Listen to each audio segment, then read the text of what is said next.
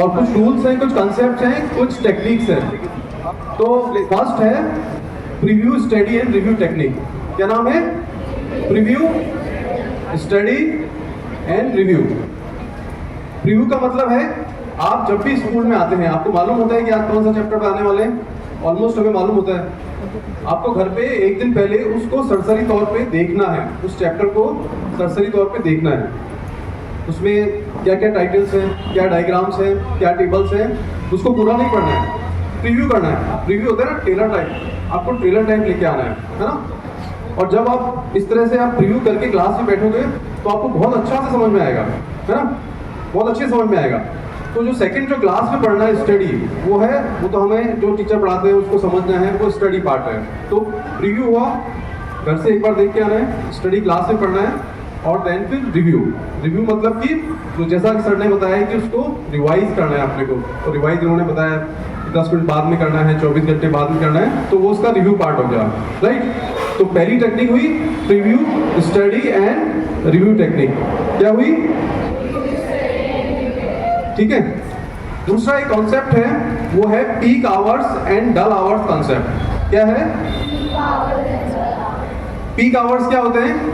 Peak hours पूरे दिन में वो समय होता है जब हमारी एफिशिएंसी हाईएस्ट होती है। ज़्यादातर लोगों का जो हाईएस्ट एफिशिएंसी होती है वो मॉर्निंग के टाइम पे होती है, ज़्यादातर की, लेकिन सबकी नहीं होती है ना। तो identify your peak hours, identify your dull hours, है ना। खुद से पढ़ो, समझो, और फिर ऑब्जर्व करो कि कौन सा समय ऐसा था जब तुमने पढ़ा था, तुमको लंबे समय तक याद रहा, तुमको ज़्यादा समझ में आया।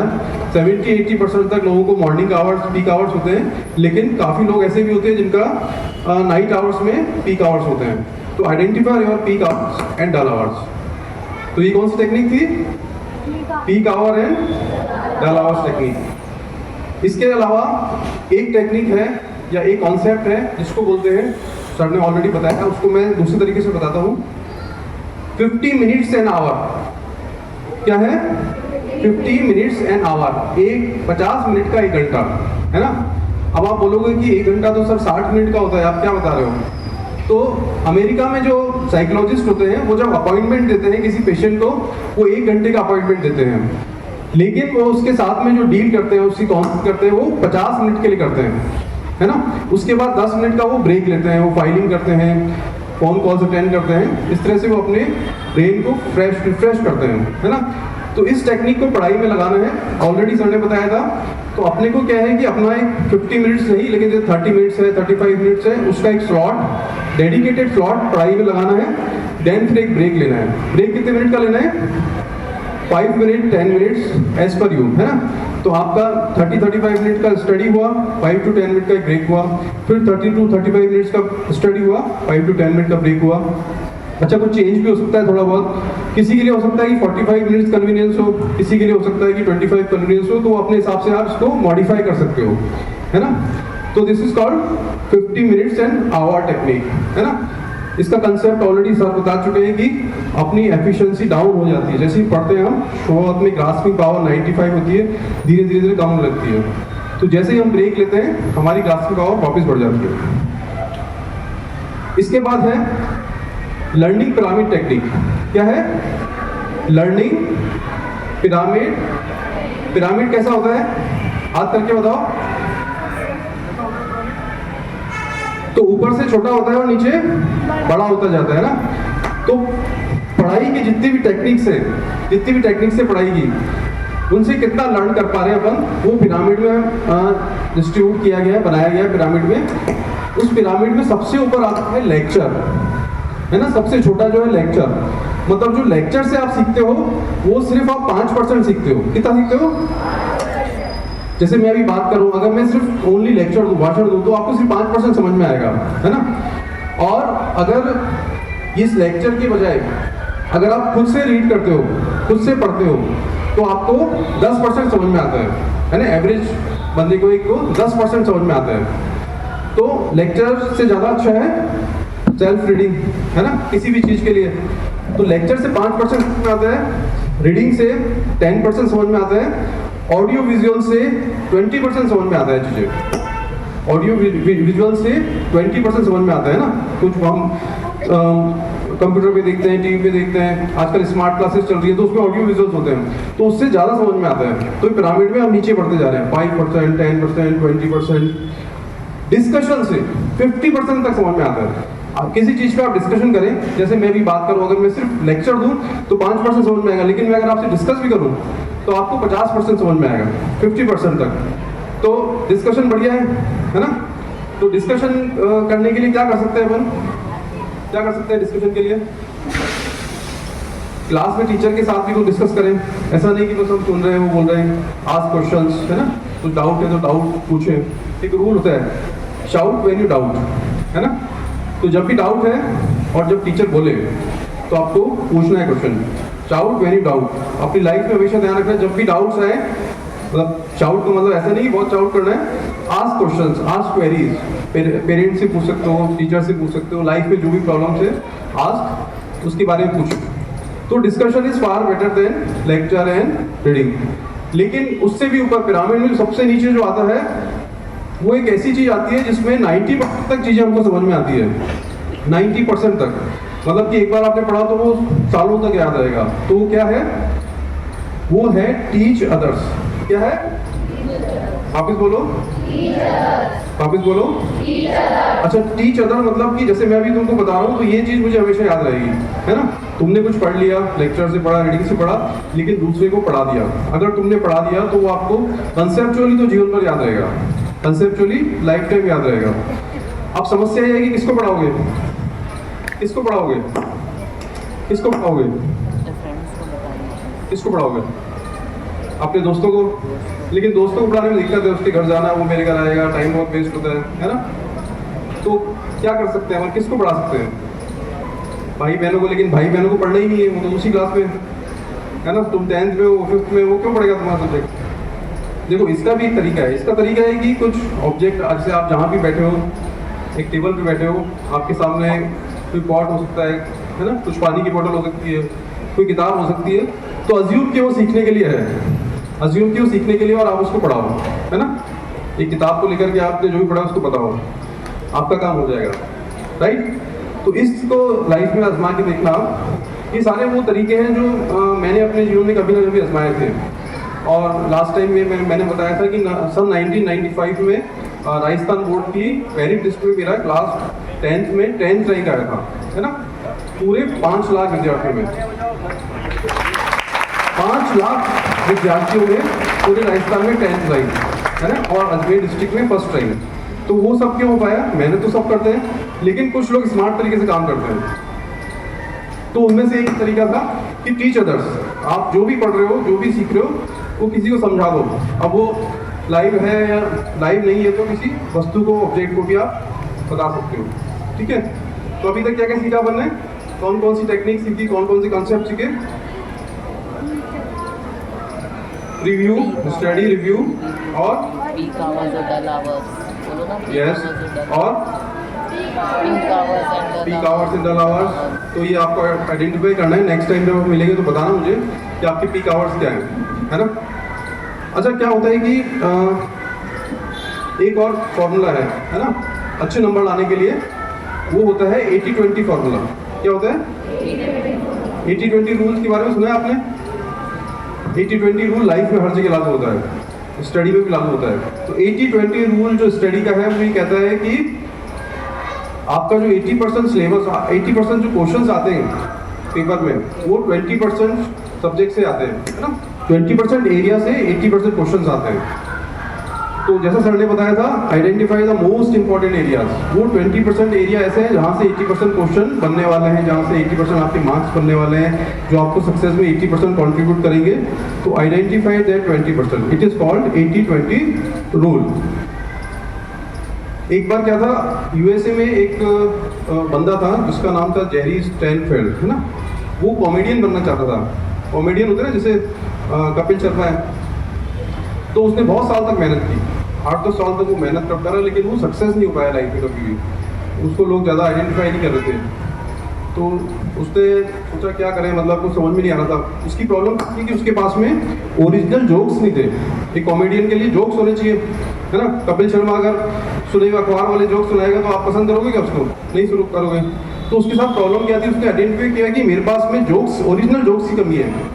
तो उसने कहा चलो मैं एक काम करता हूँ, तो उसने एक दीवार पे कैलेंडर लगाया और वो डेली एक जोक ओरिजिनली खुद ही लिखता था, एक जोक है ना, एक चुटकुला वो लिखता था और उस डेट के ऊपर जब उसने किया उसको क्रॉस कर देता था, ठीक है। तो उसने पूरे दिन में एक जोक लिखा, बहुत छोटा सा जोक है, एक जोक से क्या होना है। लेकिन नेक्स्ट डे उसने वापस ये किया, उसने एक ओरिजिनल जोक लिखा, कैलेंडर पे क्रॉस मार्क किया, तीसरे दिन में ऐसा किया, ऐसा करके डेली सिर्फ एक जोक लिखता था वो। 2-3 महीने में क्या हुआ, उसके पास में काफ़ी सारी जोक्स हो गए ना, 60-90 जोक्स ओरिजिनल हो गई। तो वो जहाँ भी जाता था सेशंस लेने, मतलब जहाँ पे भी कॉमेडी के सेशन लेता था, तो वहाँ लोगों को बहुत मजे आते थे, लोग बहुत तारीफ जाते थे, वो धीरे धीरे हिट होने लगा। और वो, लेकिन उसने वो आदत अपनी छोड़ी नहीं, वो हर दिन एक जोक लिखता था, ओनली वन। और ऐसे करके 1-2 साल में उसके पास में उसके खुद के जो जोक्स हैं तो काफ़ी सारे हो गए, 500-700 है ना, 2 साल में कितने हो जाएंगे, 700 से भी ज़्यादा। अब उसका पूरा नाम चल गया पूरे अमेरिका में, वो स्टैनफील्ड बोले इतना अच्छा कॉमेडी करता है, एक्स्ट्राऑर्डिनरी है ना, क्योंकि ओरिजिनल था। और ऐसे करके धीरे धीरे वो दुनिया में नंबर 1 कॉमेडियन के रूप में जाना जाता है ना, जेरी स्टैनफील्ड। तो ये कहानी मैं क्यों सुना रहा था आपको, ये कहानी क्यों सुना रहा था, कुछ ना कोई सब्जेक्ट आपका वीक होगा, जैसे इंग्लिश, ज़्यादातर बोलते हैं कि इंग्लिश वीक है, कोई बोलता है मैथ्स वीक है। तो इंग्लिश वीक है तो मैं बोलता हूँ कि चलो ठीक है, कुछ मत करो, तुम डेली सिर्फ 5 डिक्शनरी उठाओ और 5 वर्ड्स को याद करो, उसका मीनिंग याद करो 5 वर्ड्स को।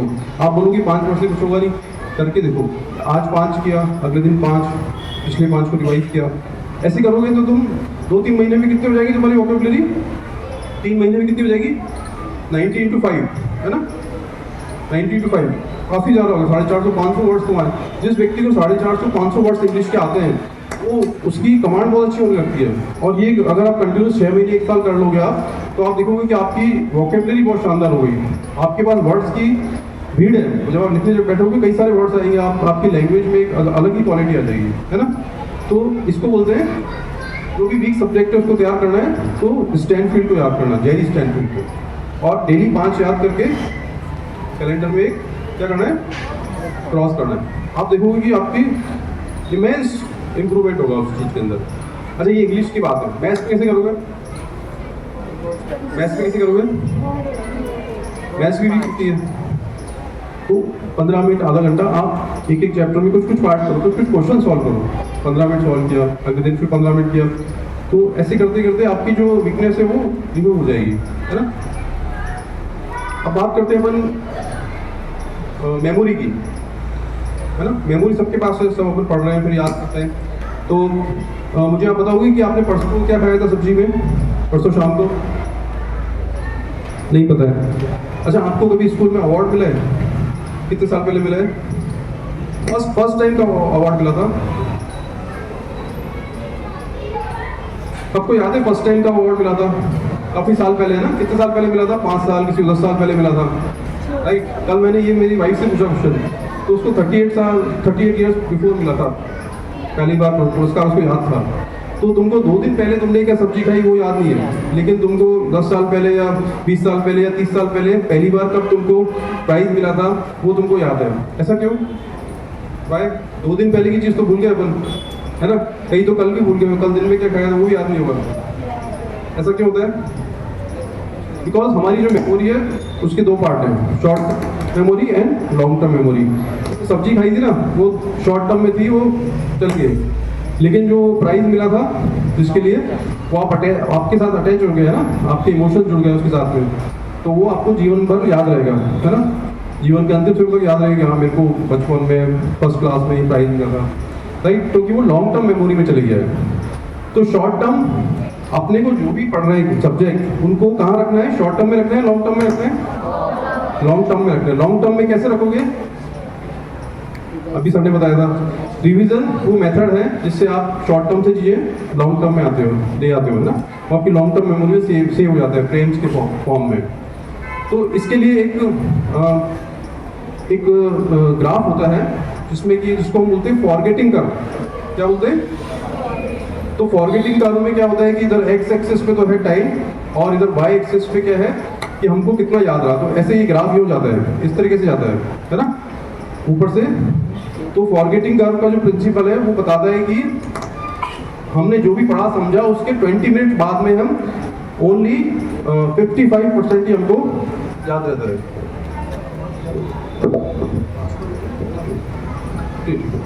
तो 55% ही हमको याद रहता है पढ़ने के 20 मिनट बाद में। जस्ट हमने पढ़ा, पूरा समझा, 20 मिनट बाद में सिर्फ 55% याद रहता है, और 1 घंटे बाद में सिर्फ 44% याद रहता है ना। 1 घंटे बाद में जो हमने पढ़ा समझा वो 44% याद रहता है, और 1 दिन बाद में कितना रहता है? 1 दिन बाद में कितना रहता है? सर ने बताया था 82% भूल जाते हैं अपन। 1 दिन बाद में हमको सिर्फ 20% के आसपास ही चीज़ याद रहती है, और 6 दिन बाद में तो वो ऑलमोस्ट काफ़ी कम हो जाती है ना। तो ये फॉरगेटिंग कर्व है, इसको जानना जरूरी है। अगर आपने कुछ पढ़ाया समझा, उसको रिवीजन नहीं किया, तो जैसा सर ने बताया था, और ये फॉरगेटिंग कर्व के हिसाब से आप चीज़ें भूल जाओगे। तो हेलो, ओके, तो फॉरगेटिंग कर्व को याद रखना है, चीज़ों को रिवाइज करनी है। जैसे सर ने बताया, चीज़ों को रिवाइज करो, है ना। ये आपको लॉन्ग टर्म मेमोरी में चीज़ों को बनाए रखने में हेल्प करेगा, राइट। तो अभी तक क्या क्या सीखा आपने? कौन कौन सी टेक्निक पे बात की, कॉन्सेप्ट पे बात की? लेक्चर पिरामिड वाला, पिरामिड का बताओ ना, कि पिरामिड में कितने लेक्चर होता है। राइट, सीखा हुआ, डाला हुआ, रिव्यू, स्टडी, प्रीव्यू टेक्निक, है ना। पिरामिड, फॉरगेटिंग का चार्ट, पिरामिड, 80-20 प्रिंसिपल, आई कॉन्टेक्टिंग, राइट। अच्छा, रीडिंग की भी कुछ टेक्निक्स होती है। आप लोग पढ़ते हो तो कैसे पढ़ते हो? किताब खोलते हो, पढ़ते हो, है ना। पर उसको एफिशिएंट बना सकते हैं अपन। कैसे बना सकते हैं? उसकी कुछ टेक्निक्स है। तो उसकी एक टेक्निक होती है फास्ट रीडिंग टेक्निक। कौन सी होती है? वापिस बोलो, फास्ट रीडिंग टेक्निक। क्योंकि क्या है, हमारा दिमाग इधर उधर भागता है, हमारा मन जो है भागता है, तो उसको कॉन्सेंट्रेट होने में टाइम लगता है। तो अगर आप फास्ट पढ़ते हो, उंगली रख करके और फास्ट पढ़ो, है ना, शुरू में 2, 5 मिनट, 7 मिनट आप फास्ट तरीके से पढ़ो रीडिंग करके, तो आपका दिमाग जो इधर जा रहा है, डाइवर्ट हो रहा है, वो डाइवर्ट नहीं होगा, वो वापस जो है फोकस हो जाएगा, और आपको वो बहुत जल्दी वो टॉपिक आप कर पाओगे। मैंने लास्ट टाइम भी बताया था कि 1 घंटे की चीज़ 15 मिनट में कर सकते हो, है ना। तो वो सब के लिए ये हेल्प करेगा आपको, फास्ट रीडिंग। पहला तो ये। दूसरा ये कि मन तो फिर भी भागता रहता है ना, इधर उधर ध्यान जाता रहता है, तो दूसरी टेक्निक है रिवर्स रीडिंग। कौन सी टेक्निक है? Reverse reading. रिवर्स रीडिंग कैसे करते हैं? किसी को पता है ये रिवर्स रीडिंग? किताब को उल्टा करके, किताब को उल्टा करके जब पढ़ते हैं तो उसको बोलते हैं रिवर्स रीडिंग, है ना। आप बोलोगे किताब को कैसे उल्टा कर सकते हैं? आपको पूरा चैप्टर नहीं उल्टा पढ़ना है, सिर्फ 1-2 मिनट ही उल्टा करके पढ़ना है। किताब को उल्टा करो और पढ़ने की कोशिश करो। आपको लग रहा है कि आप नहीं पढ़ पाओगे, लेकिन आप करके देखना, आप पढ़ पाओगे। और जैसे ही आप ऐसा करोगे, 1 से 2 मिनट में आप फोकस हो जाओगे अच्छी तरीके से, है ना। You will be focused. और वो उसके बाद में सीधा कर लो। जब पूरा चैप्टर नहीं पढ़ना, 1-2 मिनट पढ़ा, फिर उसको सीधा कर लिया, तो this is called reverse reading. तो रीडिंग की 2 टेक्निक्स है, कौन कौन सी है? फास्ट रीडिंग और, ठीक है। रिमेंबरिंग की 4 टेक्निक है। रिमेंबर मतलब याद रखना। रिमेंबरिंग की 4 टेक्निक्स है। पहली टेक्निक है क्वेश्चन एंड आंसर्स। जब भी पढ़ो उसके बाद में कुछ क्वेश्चन आंसर सॉल्व कर लो, है ना। इसके अलावा बाकी 3 चीजें और हैं।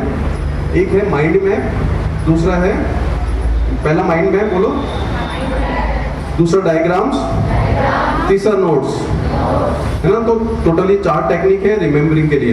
कितने बच्चे नोट्स या डायग्राम बनाते हैं? Raise your hand. काफी सारे बच्चे बनाते हैं। कंपल्सरीली जो भी चैप्टर आप पढ़ रहे हो उसको नोट्स में या डायग्राम्स में या माइंड मैप्स पे कन्वर्ट कर लो। ये अपने आप में बड़े बड़े टॉपिक्स हैं माइंड मैप्स, तो इसको अभी हम डिटेल में नहीं बात कर रहे हैं। माइंड मैप क्या होता है कि कोई भी चीज़ कैसे हमारे माइंड में फ्रेम हो रही है, उसको उसी सीक्वेंस में हम अपने नोट्स की फॉर्म में या अपने उसको समराइज कर लेते हैं, है ना। तो कोई भी चैप्टर आपने पढ़ा, आपने बहुत इन्वेस्टमेंट किया, 2-3 घंटे का इन्वेस्टमेंट किया, आज समझ लिया, 10 मिनट लगा के उसको डायग्राम में या उसको नोट में या उसको माइंड मैप में कन्वर्ट कर लो। तो जब अगली बार पढ़ोगे तो आपको पूरा चैप्टर पढ़ने की जरूरत नहीं है। वो माइंड मैप या वो डायग्राम या वो नोट जो है वो पूरा आपको रिकॉल करा देगा। राइट। तो ये थी रिमेम्बरिंग की 4 टेक्निक्स। कौन कौन सी थी? Mind map, notes, question answer, diagram. और रीडिंग की 2 टेक्निक कौन सी थी? फास्ट रीडिंग और रिवर्स रीडिंग, राइट। इसके बाद है स्टडी जो भी करनी है वो शेड्यूल बना के करनी है, विदाउट शेड्यूल नहीं करनी है, विदाउट प्लानिंग नहीं करनी है ना। एक कहावत है कि जो प्लान नहीं करता है वो फेल होने का प्लान कर रहा है ना। Plan to fail is a fail to plan, मतलब fail to plan is a plan to fail. अगर आप कोई भी चीज़ बिना प्लानिंग के करते हो तो मान के चलो कि आप असफलता की तरफ जा रहे हो। तो शेड्यूल वो प्लानिंग है आपकी, डेली बेसिस पे आप अपना जैसे जिस दिनों में स्कूल में आते हैं तब का, और जब छुट्टी होती है उस दिन का पहले से शेड्यूल बना के रखो कि इस आवर्स में, इस घंटे में मुझे ये पढ़ना है, नेक्स्ट में ये पढ़ना है ना। शेड्यूल को डिवाइड करो अलग अलग चीज़ों में, स्टडी में, स्लीप में, एंटरटेनमेंट में, फैमिली टाइम में, ठीक है। कौन कौन से जा रहे हैं? स्टडी, स्लीप, एंटरटेनमेंट और फैमिली। बेसिकली ये 4 फ्रेम है और से ज़्यादा भी हो सकते हैं। तो हर घंटे को इन 4, हर आधे घंटे को या 1 घंटे को इस 4 के हिसाब से शेड्यूल करो और उस शेड्यूल को फॉलो करने की कोशिश करो पूरा दिन। एक दिन भर आपने जैसे शेड्यूल फॉलो किया, रात को देखो कि आपने कितना उसको फॉलो कर पाया, रियली उसको फॉलो कर पाया नहीं कर पाया। और इसी तरह एग्जाम से पहले हमारा जो कोर्स है उसको भी शेड्यूल करना है, उसका जो रिवीजन है उसको भी शेड्यूल के थ्रू प्लान करना है ना। तो ये है शेड्यूल। तो अभी हमने बहुत सारी चीज़ें सीखी। अब क्या होता है कि विद्यार्थी बहुत ज़्यादा स्ट्रेस में रहते हैं ना, आप लोग काफ़ी ज़्यादा स्ट्रेस में आए थे, तो स्ट्रेस को भी अपने को रिलीव करना बहुत ज़रूरी है ना। स्ट्रेस पे काबू पाना ज़रूरी है। तो एक अपन चीज़ सीखते हैं उसको बोलते हैं डीप ब्रीथिंग, है ना। डीप ब्रीथिंग समझते हो? गहरी सांस लेना। तो एक बार हम गहरी सांस लेंगे, सीधे बैठो। पहली बात तो रीढ़ की हड्डी सीधी, चेहरे पे तनाव नहीं। गहरी सांस लेंगे, इनहेल, सांस लो, सांस लो, सांस लो, अपनी क्षमता के हिसाब से पूरा चेस्ट सांस से भर जाएगा। इसके बाद में इसको होल्ड करना है, अपनी क्षमता के हिसाब से होल्ड करो। 5 4 3 2 1 एक्सेल। बहुत धीरे धीरे एक्सेल करना है, रीढ़ की हड्डी सीधी रहेगी। धीरे धीरे सांस को छोड़ो, धीरे धीरे सांस को छोड़ो। अब आंखें बंद कर लो। ये चीज़ हम आंखें बंद करके करेंगे। डीप ब्रीदिंग, गहरी सांस लेनी है, उसको थोड़ी देर होल्ड करना है और फिर धीमे गति से उसको छोड़ना है। आंखें बंद, रीढ़ की हड्डी सीधी, चेहरे पे तनाव नहीं। इनहेल, श्वास लेंगे, सांस से पूरा भर लेंगे, फेफड़ों को होल्ड करेंगे अपनी क्षमता के हिसाब से 5 सेकेंड से 10 सेकेंड, जितना क्षमता है उसको होल्ड करेंगे और फिर धीरे धीरे श्वास को नाक से छोड़ेंगे। Exhale slowly, exhale slowly. ऐसा 2 बार और करेंगे, 2 बार और डीप ब्रीथ करेंगे। गहरी सांस लो, पूरा गहरा सांस लो, चेहरे पे कोई तनाव नहीं, रीढ़ की हड्डी सीधी, होल्ड करो और धीरे धीरे श्वास को छोड़ दो। बहुत धीमी गति से सांस को छोड़ना है, झटके से नहीं छोड़ना है। एक और बार करेंगे। इनहेल, गहरी सांस लेंगे, होल्ड करेंगे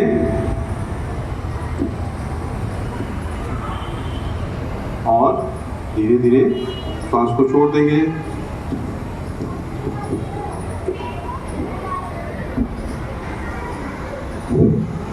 धीरे से आंखें खोलेंगे। कैसा लग रहा है? Fine, relax. तो this is simple relaxation technique, है ना। ये कभी भी कर सकते हो आप, ब्रेक के लिए भी कर सकते हो, ब्रेक पे भी कर सकते हो आप, कभी भी स्ट्रेस हो, टेंशन में हो, है ना, नेगेटिव इमोशंस में हो, तो यूज दिस। इसको करोगे तो आपको बहुत अच्छा मन जो है अच्छा हो जाएगा।